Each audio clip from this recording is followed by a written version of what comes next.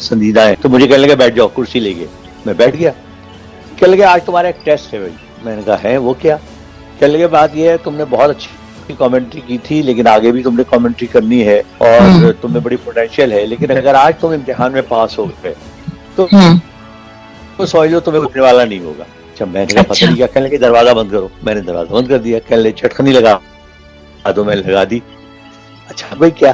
کہنے لگے میاں یہاں بیٹھ جاؤ کرسی پہ. اب آپ سنو, تم ہو اس کمرے میں, ٹھیک ہے نا, اب یہ جو 7-8 لوگ بیٹھے ہوئے یہ ہیں اور میں ہوں, اور یہ کمرہ ہے. بولنا اس وقت تک نہیں رکنا ہے جب تک کہ میں آپ کو منع نہ کروں. بولنا شروع کر دیں آپ. اچھا, میں پہلے تو 1 سیکنڈ کو میں پریشان ہوا, لیکن جس طرح میں نے آپ سے کہا کہ اللہ تعالیٰ نے مجھے کچھ کانفیڈنس دیا ہوا ہے, میں بولنا شروع ہو گیا. میں نے مطلب اسٹارٹ لیا. میں لاہور کے مشہور و معروف اناؤنسر, انتہائی مقبول بھی ہیں, سننے والوں میں عزیز الرحمان صاحب میرے سامنے بیٹھے ہوئے ہیں. اس وقت انہوں نے صبح کرتا اور پاجامہ پہنا ہوا ہے. اس کمرے میں ہمیشہ ہجوم رہتا ہے لوگوں کا. آج بھی حسب روایت کوئی 8-10 لوگ یہاں پر موجود ہیں, ان میں چند لڑکیاں ہیں اور چند لڑکے ہیں کہ ان سے اناؤنسمنٹ سیکھتے ہیں. بس یہ یہاں سے شروع ہوا. اس کے بعد میں نے پردوں کے رنگ سے لے کے ان کی کرسی, ان کی میز پہ کیا رکھا ہوا ہے, اچھا کون کون لوگ میرے برابر بیٹھے ہوئے ہیں, وہ کیا کر رہے ہیں, میں بولتا رہا. جب 20-25 منٹ ہو گیا, کہنے لگا بھائی چپ ہو جا. اچھا, پھر انہوں نے اٹھ کے مجھے گلے لگایا. کہنے لگے دیکھیے یہ ہوتی ہے براڈ کاسٹنگ, بیٹا میں آپ لوگوں کو بھی بتانا چاہ رہا تھا. پھر انہوں نے مجھ سے کہا کہ دیکھو بات سنو, تم انشاءاللہ کہیں مار نہیں کھاؤ گے. اور مجھے اتنا کانفیڈنس آیا اس دن کے بعد. یہ حقیقت ہے کہ ان کا چھوٹے سے ٹیسٹ نے پھر انہوں نے مجھے ایک مرتبہ اور ایک مشکل میں ڈالا. وہ مشکل یہ تھا کہ عوامی میلہ ہوا کرتا تھا, آپ نے سنا ہوگا لاہور میں, جی بہت مشہور ہوتا تھا عوامی میلہ. وہ 3 دن جاری رہتا تھا. صبح شروع ہوتا تھا 9 سے 1 بجے تک, پھر 3 بجے سے 5 بجے تک, اور رات کو ہوتا تھا ٹیٹو شو.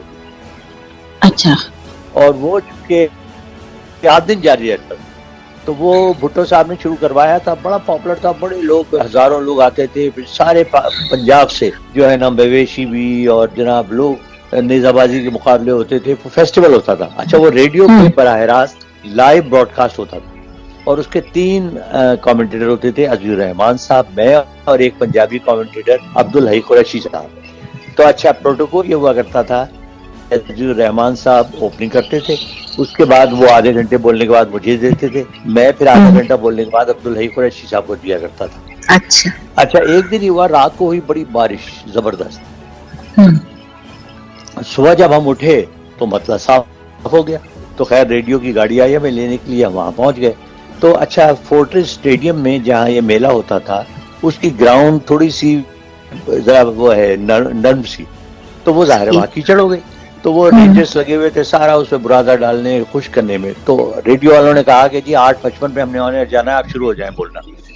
اچھا, میں نے سوچا کہ ٹھیک ہے چلو, عزیز صاحب نہیں ہے, میں بول لوں گا, اس کا عزیز الرحمان صاحب آ جائیں گے آدھے گھنٹے میں. آپ بلیو کریں, میں نے بولنا شروع کیا 10:30 بجے عزیز الرحمان صاحب غائب, 11 بجے عزیز الرحمان صاحب غائب, 11:30 بجے عزیز الرحمان صاحب غائب, اور عبدالحی قریشی صاحب بھی غائب. اچھا, کوئی 11:55 پہ, یعنی اس وقت تک میں کوئی 1 گھنٹہ 55 منٹ خالی گراؤنڈ پہ بول چکا تھا, ٹھیک ہے نا. تو کوئی 12:05 پہ کسی نے میرے کندھے پہ ہاتھ رکھا. میں نے پلٹ کے دیکھا تو عزیز الرحمان صاحب کھڑے ہوئے تھے, انہوں نے ہاتھ کے اشارے سے مجھے کہا مائک مجھے دے دو.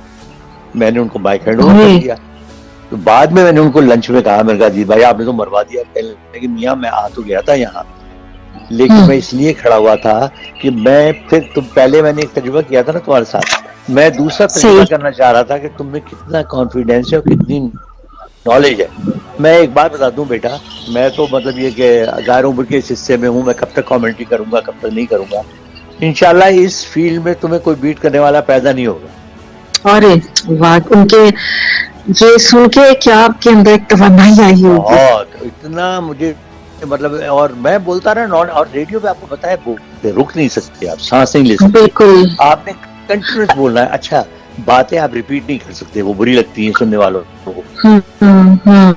آپ کی منظر کشی جو ہے نا وہ بڑی کمال کی ہے. بس وہی میں نے آپ سے کہا کہ وہ میں چونکہ اللہ تعالیٰ کی طرف سے ہے, میرا اس میں کوئی کمال نہیں ہے. مثلا میں لاہور اس میں میں اچھا سننے والوں کے لیے جو کامنٹری میں انٹرسٹ رکھتے ہیں میں چھوٹی سی ٹپس بھی آپ کو دے دوں کہ دیکھیے وجہ کیا تھی میں کیوں بولا.